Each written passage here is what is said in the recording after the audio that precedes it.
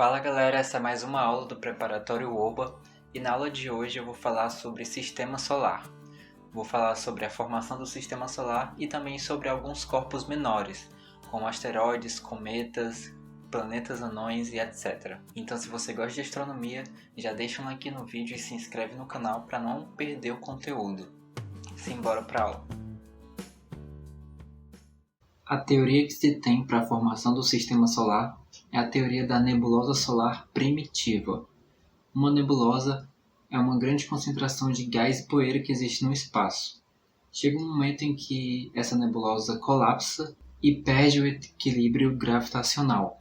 Isso vai causar a formação de uma protoestrela e também de um disco protoplanetário. É a partir daí que vão surgir o Sol e os planetas nos sistemas planetários. Algumas coisas que evidenciam essa teoria é que os planetas orbitam o Sol no mesmo sentido, e quase todos também rotacionam em torno do seu próprio eixo no mesmo sentido.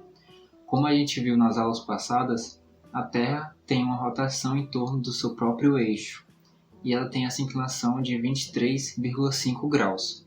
Os outros planetas também vão rotacionar e também vão ter diferentes inclinações. Aqui a gente vê duas inclinações peculiares, que são a inclinação de Vênus. Você vê que a inclinação dele é de quase 180 graus, ou seja, é como se ele rotacionasse de cabeça para baixo, no sentido oposto à maioria dos planetas. E também a de Urano, que é de 98 graus. É como se ele rotacionasse deitado. A parte mais focada para as provas da OBA dessa aula vai ser essa parte de planetas. Quase todas as questões que já caíram sobre o Sistema Solar têm a ver com os planetas. Primeiro, planeta significa astro errante. Os antigos observavam o céu e percebiam que as estrelas pareciam ser fixas na esfera celeste. Nós sabemos que as estrelas têm um movimento próprio na esfera celeste, porém esse movimento só é perceptível ao longo de milhares de anos.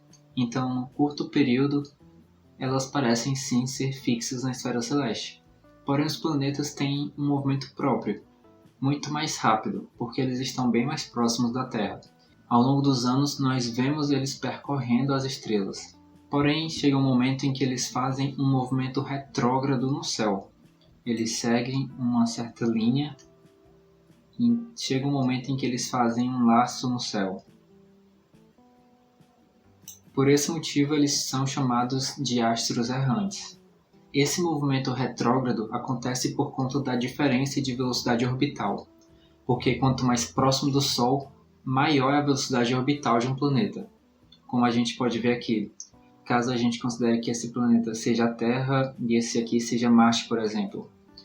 Isso aqui, essa bolinha mais clara, seria Marte na nossa esfera celeste. Como você vê, tem um certo momento em que ele parece retroceder na sua órbita, justamente por conta dessa diferença de velocidade orbital. Porque vai ter um momento em que a Terra vai passar de Marte na sua órbita, entre aspas. Ao todo, existem 8 planetas no Sistema Solar. Nós vamos separar esses planetas em 2 grupos, porque eles têm composições diferentes.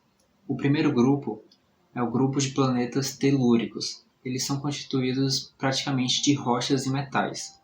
São eles Mercúrio, Vênus, Terra e Marte.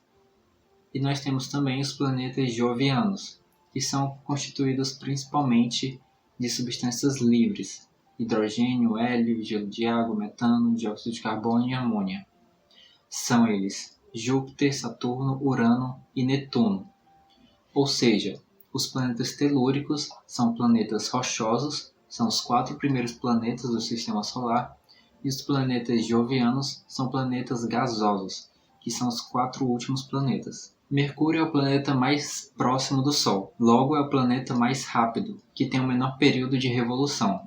Ele tem temperaturas altíssimas, que chegam até 427 graus Celsius, e tem uma distância de 0,39 unidades astronômicas. Uma unidade astronômica é uma distância padrão que nós tomamos como sendo a distância média entre o Sol e a Terra. É uma unidade bastante usada principalmente para medir distâncias no Sistema Solar. Vênus é o segundo planeta do Sistema Solar.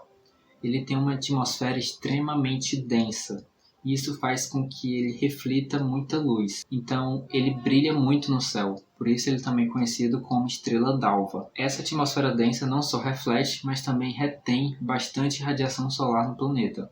Então ele enfrenta um efeito estufa desenfreado, e isso faz com que ele seja o planeta mais quente do sistema solar. Apesar de ser o segundo mais próximo do Sol, ele é o planeta mais quente. E como a gente viu, ele tem um movimento de rotação contrário aos dos outros planetas, e uma distância de 0,72 unidades astronômicas. A Terra, o nosso planeta, tem um eixo de rotação inclinado cerca de 23 graus e 27 minutos, e é o primeiro planeta que vai ter um satélite natural, a Lua, que a gente estudou na aula passada, e tem uma distância de 1 unidade astronômica, já que é o padrão que nós tomamos para essa unidade. Agora nós temos Marte, que é o planeta vermelho. Ele agora possui 2 luas, que são Phobos e Deimos, e também possui o maior vulcão do sistema solar, que é o Monte Olimpo. A distância dele até o Sol é de 1,52 unidades astronômicas. Recentemente a gente acompanhou o pouso do Perseverance em Marte, que foi lá estudar as possibilidades de que tenha se desenvolvido vida em tempos passados em Marte, vida microbiana. Agora nós temos Júpiter, que é o maior de todos os planetas. Ele apresenta uma grande mancha vermelha, que é uma tempestade gigante, maior do que a Terra. Ele tem dezenas de luas, e dentre elas 4 luas são principais, que são as conhecidas luas galileanas: Io, Calisto, Europa e Ganimedes. Elas são muito importantes porque quando Galileu observou essas 4 luas, ele deu um pouco mais de credibilidade para a teoria heliocêntrica, de que o Sol seria o centro do sistema solar e não a Terra, como a gente vai ver também nas aulas de História da Astronomia. E ele tem uma distância de 5,2 unidades astronômicas. Saturno é o segundo maior planeta do sistema solar. Ele tem famosos anéis, que são formados principalmente de gelo, poeira e material rochoso. Apesar de que todos os planetas gasosos possuem anéis, os anéis de Saturno são os mais visíveis e os mais conhecidos. Com um telescópio pequeno você consegue distinguir os anéis de Saturno. E também possui dezenas de luas. A principal delas é Titã, que é a segunda maior lua do sistema solar, ficando atrás apenas de Ganimedes. E a distância dele ao Sol é de 9,53 unidades astronômicas. Agora Urano tem um eixo de rotação inclinado 88 graus. É como se ele rotacionasse deitado na órbita dele. As principais luas dele são Titânia, Ariel, Umbriel e Oberon, que são conhecidas como luas shakespearianas. E ele tem uma distância de 19,1 unidades astronômicas. E Netuno, que é o último planeta do sistema solar, tem algumas luas principais como Nereida, Tritão e Náiade, e tem uma distância ao Sol de 30 unidades astronômicas. Todas essas distâncias que eu citei são com relação ao Sol, certo? Para que um corpo seja considerado um planeta, ele precisa atender 3 requisitos. Primeiro, ele precisa estar em órbita em torno do Sol. Ele precisa ter uma forma esférica, que é determinada pela autogravidade. E ele também precisa ser grande o suficiente. Não podem haver corpos com tamanhos muito parecidos próximos a ele. É por esse terceiro motivo que Plutão deixou de ser considerado um planeta e passou a ser considerado um planeta anão, porque próximo à órbita dele existem muitos outros corpos com tamanho parecido ao dele.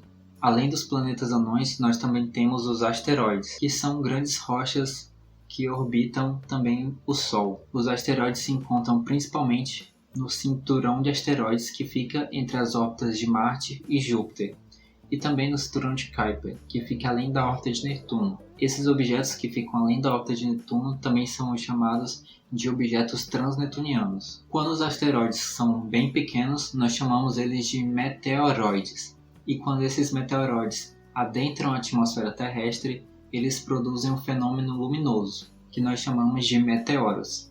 As mais conhecidas como estrelas cadentes. O termo correto é meteoro. E se parte do asteroide atinge a superfície terrestre e não é totalmente desintegrado, ele vai passar a ser chamado de meteorito. E por último nós temos os cometas, que são objetos feitos basicamente de gelo e poeira. Eles possuem uma massa bastante pequena e órbitas muito excêntricas. Ou seja, tem momentos em que eles estão muito próximos do Sol e tem momentos em que eles estão a uma distância maior do que a distância de Netuno até o Sol. O cometa mais famoso que existe talvez seja o cometa Halley.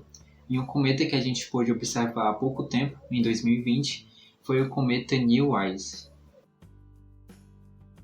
Na descrição tem um drive com várias questões focadas sobre esse assunto para você que está se preparando para as Olimpíadas de Astronomia. Se esse conteúdo te ajudar, lembre de compartilhar ele com seu grupo de estudos e também de se inscrever no canal para acompanhar os próximos conteúdos. Bons estudos e até a próxima aula!